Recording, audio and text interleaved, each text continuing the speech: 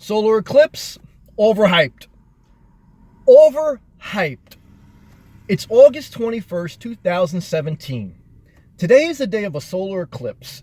Now, I was reading articles and listening to different media, and you would have thought today, when the solar eclipse happened, that it would have been complete darkness. Armageddon, don't look completely up at the sunlight or else flames will come shooting at your back.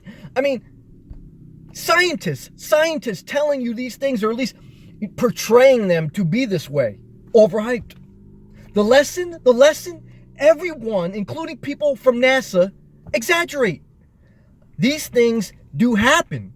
So I don't want to say that they're not factual, but they don't happen the way people portray them, especially in the media, but even scientists. I mean, I was reading articles and they were portraying it like this grand thing. I was outside all day. You know what happened? The sky changed a little bit. You didn't miss anything.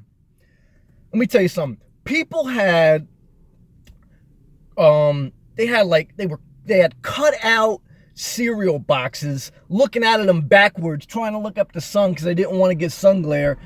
I don't think the guy saw anything in that box, but they were looking at cereal boxes. They say, yeah, I see it. It's a little cloudy. And then, people had like these 3D glasses, like they were watching Back to the Future. And I don't even think these glasses really would have protected them from anything dangerous, but I don't know. Look, something did happen. It was abnormal, and you need to wear the proper eye protection. It's a great observation. Obviously, if you have a telescope, or depending on what part of the country you are, I don't want to give you, on factual information. But let me tell you something. I was out there all day, overhyped. Based on how the articles and media portrayed this event to happen, including scientists with many degrees, doesn't matter.